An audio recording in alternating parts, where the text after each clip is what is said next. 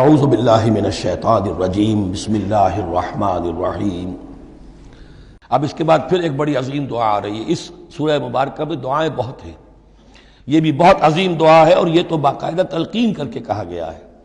کہیں تو ایسا ہوتا ہے لوگ ایسے دعا کرتے ہیں، یہاں ہے قل اللہم مالک الملک، کہو اے اللہ جو تمام بادشاہت کا مالک ہے، مالک الملک ہے، کل ملک اس کے اختیار میں ہے، تؤتی الملک من تشاء، تو حکومت اور اختیار دیتا ہے جس کو چاہتا ہے، وتنزع الملک ممن تشاء، اور سلطنت چھین لیتا ہے جس سے چاہتا ہے، وتعز من تشاء، اور تو عزت دیتا ہے جس کو چاہتا ہے، وتذل من تشاء، اور تو ذلیل کر دیتا ہے جس کو چاہے۔